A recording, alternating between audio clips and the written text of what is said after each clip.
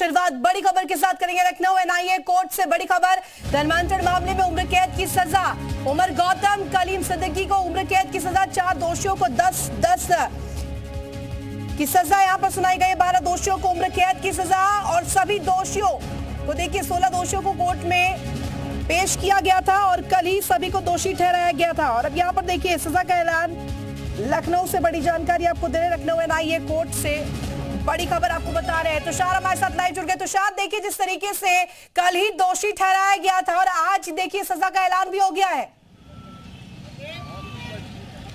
बिल्कुल, देखिए अवैध धर्मांतरण मामले में 12 लोगों को उम्र कैद की सजा सुनाई गई है और 4 लोगों को 10 साल की सजा सुनाई गई है, जिसमें उमर गौतम, कलीम सिद्दीकी, कौसर आलम, फराज बाबुल्ला शाह, प्रसाद रामेश्वर कोवेरे उर्फ आदम, भूप्रिय बंदो, अरसलान, मुफ्ती काजमी, जहांगीर कासमी, इरफान शेख, सलाउद्दीन, जैनुद्दीन शेख, अब्दुल, धीरज, गोविंद राव, जगपात, सरफराज अली जाफरी को उम्र कैद की सजा सुनाई गई है। और बाकी के जो 4 हैं, राहुल, भोला, अशोक चौधरी, इनको 10 साल की सजा सुनाई गई है। आपको बताऊं तो 121 सीआरपीसी की धारा में इन सभी आरोपियों को सजा सुनाई गई है। अवैध धर्मांतरण के मामले में ये सजा हुई है। आप एनआईए ने इनके तरफ से पैरवी की थी, इनको सजा दिलाने के लिए कोर्ट में एनआईए ने अपील किया था, जिसके बाद ये सजा का ऐलान हुआ है। एनआईए कोर्ट ने ये सजा सुनाई है। आपको बताऊं तो कल ही इन आरोपियों को दोषी माना गया था और आज सजा का ऐलान हो गया है। खुद जो वकील हैं वो इस वक्त यहाँ पर मौजूद हैं, उनसे बात करते हैं कि क्या है स्थिति।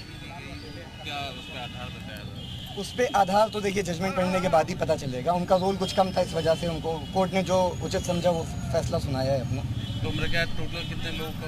12 लोगों को। क्या है, कितने लोग उम्र कैद हुई है टोटल? टोटल 12 लोगों को उम्र कैद की सजा हुई है और अन्य 4 आरोपियों को 10 वर्ष की सजा हुई है। अच्छा, जो सर आप लोग बचाव पक्ष के वकील थे? जी, हम लोग क्या आप लोगों ने अपने बातें रखी वहाँ पे जज के सामने? जो भी बातें रखी थी उन्हीं को ऑब्जर्व करते हुए जज साहब ने फैसला सुनाया है। अच्छा, कुछ एविडेंस इन लोग के खिलाफ मिला था जिसको लेकर ये सजा हुई है? जो भी एविडेंस मिला था वो कोर्ट में सब है, उसी आधार पे ही न्यायालय के द्वारा जो उचित समझा गया वो जजमेंट सुनाया गया है। देखिए, ये वकील थे बचाव पक्ष के, जिनका साफ तौर पे कहना है कि एविडेंस के आधार पर कोर्ट ने इन आरोपियों को सजा सुनाई है। 12 आरोपियों को उम्र कैद की सजा है और 4 आरोपियों को 10 साल की सजा सुनाई गई है। तुषार, बहरीन और खाड़ी देशों से फंड का भी यहाँ पर कहीं ना कहीं खुलासा हुआ था, उसको लेकर के भी क्या कुछ यहाँ पर साफ हो पाया रुख? क्या कुछ इसको लेकर के टिप्पणी रही थी?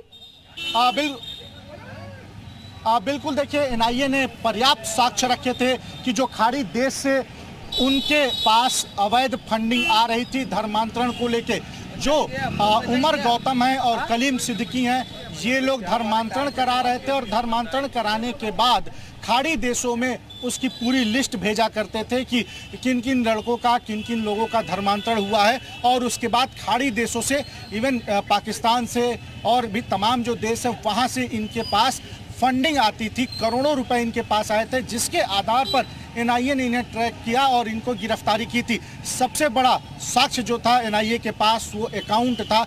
करोड़ों रुपए इनके पास खाड़ी देशों से पहुंचे थे, जिस पे नज़र थी एनआईए की। और एनआईए के पास जब साक्ष्य मिले पर्याप्त, तो उसके बाद एनआईए ने इस पूरे मामले की जांच की और जांच में पाया कि जो गरीब हैं, जो मजबूर हैं, जो पैसे रुपए से कमज़ोर हैं या फिर किसी तरह के दिव्यांग हैं, मुकबधिर हैं, उनको ये लोग टारगेट करते थे और टारगेट करने के बाद उनका धर्मांतरण कराते थे। धर्मांतरण करा के उसकी फ़ोटो और बाकायदा पूरी लिस्ट खाड़ी देश में बैठे अपने आकाओं को भेजते थे और उसके बाद उनसे पैसे मिलते थे। इनको मोटी फंडिंग होती और वो फंडिंग वो इन लोगों को भी देते थे जिनका धर्मांतरण होता था, जो हिंदू से कन्वर्ट होकर मुस्लिम धर्म में जाते थे, उनको भी ये फंड दिए जाते थे। और उसी अकाउंट के वियाप पे एनआईए ने चार्जशीट लगाई और चार्जशीट को के साथ साथ अब यहाँ पर जो सजा का ऐलान हुआ है, देखना होगा तुषार और कौन कौन से लोग इस नेक्सस में शामिल है। बहुत शुक्रिया आपका तमाम जानकारी साझा करने के लिए। तो देखिए यहाँ पर सजा का ऐलान हुआ है, लखनऊ एनआईए कोर्ट ने यहाँ पर यह सजा सुनाई है।